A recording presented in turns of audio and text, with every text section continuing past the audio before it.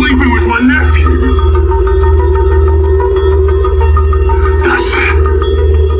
I changed my mind. I am gonna shoot you. Hey guys, welcome back to my channel for an all-new recap of Daysofourlives. Today is September 16th, 2024.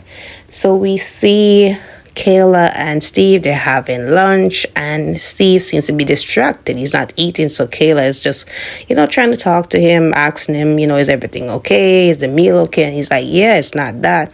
It's just that I can't seem to shake the conversation that me and our supposed dead niece Abigail had the other day, and he fills in Kayla on how it went. Said that he went over there, he overheard her talking to Stephanie's portrait, and she mentioned something about her brother, and it's like, how does she remember that she has a brother? It just doesn't sit right to me. I also asked her about the conversation she had with Stephanie, and she claimed to say that she mixed up the doctors, and Kayla's like, that could be true. Like, she has a lot of specialists, so she could, possible that she could mix up the doctors' names and all that.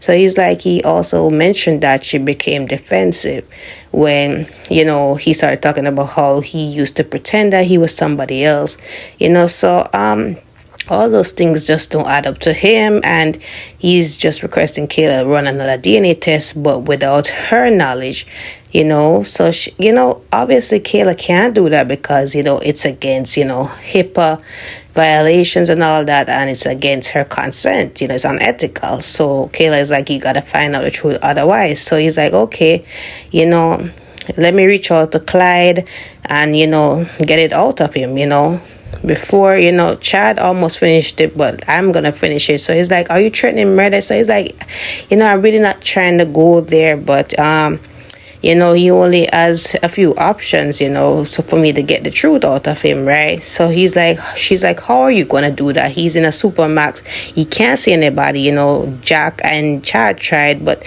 how are you gonna get through? And he's like, don't you know who you're married to? So I'm like, Kayla, you should know this already. Steve is not gonna stop digging until he finds the truth, and the man you're married to. So I don't know why you're behaving like this. But anyways, speaking of fake Abigail, right? Because they need to put Steve on the police force because he seems to crack a lot of investigations quicker than them. He needs to be on the force as an honorary police officer, detective, whatever. So anyways, go to fake Abigail. She again is talking on the phone to, I guess, her brother, Dr. Green, and she's saying like she's afraid of Steve because she feels like Steve is more onto her than anybody else, and she just feels like he's not gonna stop poking and asking questions, so she doesn't know what to do. So at this point, Chad walks in and she hangs up the phone. So she's like, what brings you here? So it's like, the kids are down, so I just wanted to come over, see how you're doing.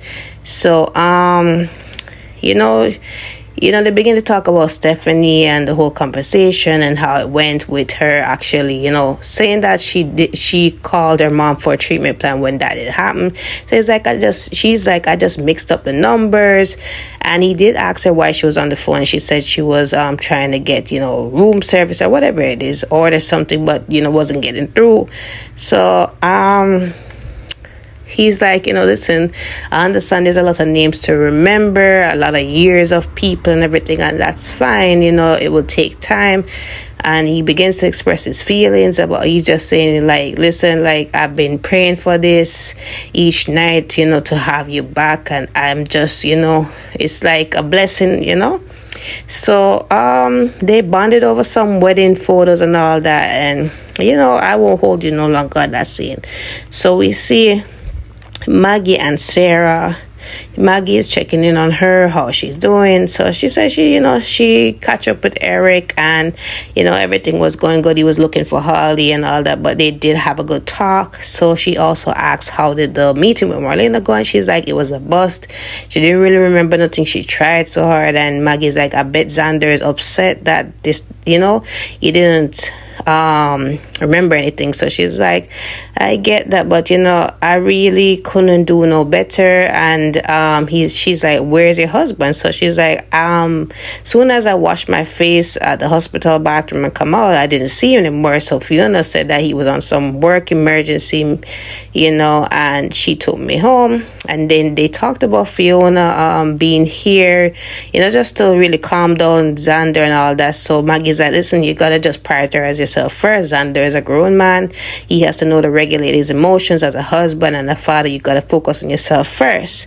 So they did ask where Fiona went, and she's like, I didn't know where she stepped out to, and hopefully things can be resolved, right?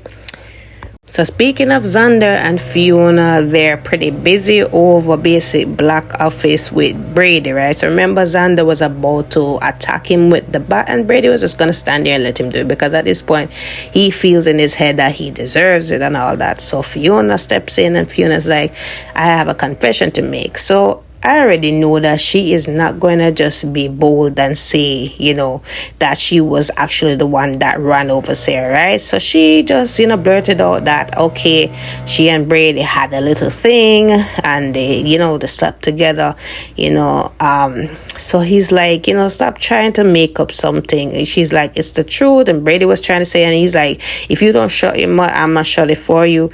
So they began to explain anyways that, they were in a bad space. Fiona was upset when Xander threw her out of the wedding, and Brady was upset about Teresa, and he was drinking. So Xander's like, you were both drinking? So Brady covered for her and said, no, it was just me. I was the one who was messed up, and he's like, you take advantage of my mother and all that. So he's like, no, I wouldn't do that. So, it happened, a few times. And he's like, how many? And she's like, what does it matter? It's over. Since I heard about what he did to Sarah, I cut it off. So Brady and Xander just got more angry, and he was about to, again, use the bat on him. And she's like, listen, don't do it, like, reconsider. And he's like, do you have feelings for him? She's like, no, I'm fond of him, but it's nothing too serious. So he did put on, he did decide not to hit him with the bat, but he did head out, and he's like, listen, you need to pack your things and get out of this office, right? Get out of my building. So he did fire him, and that was that with them, right? So Stephanie was still grieving, I guess, mourning over what happened to Everett/Bobby, but she got a knock at the door, and it was Alex. Alex was just coming in to check on her, and he apologized for not being there at the whole thing. And he's like, how are you doing? And so she's not really doing so well, and she begins to talk about Everett, yada yada yada. And one thing led to another. I'm not gonna hold you guys, they did end up kissing, but then Alex stopped it. And surprisingly, Alex stopped it, because Alex used to be the playboy and all of that. He's definitely did a whole 360.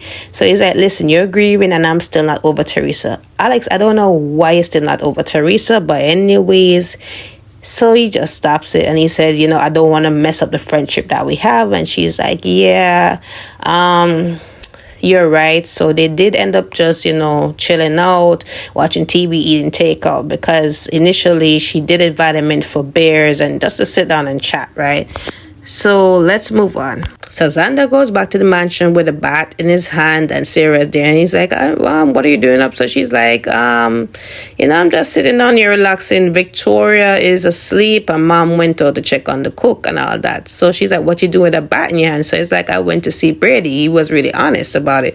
So she's like, did you hurt him? And he's like, no, my mom was there to stop it, and then she decided to stop it by telling me that she slept with Brady. So of course Sarah's eyes are open like, huh?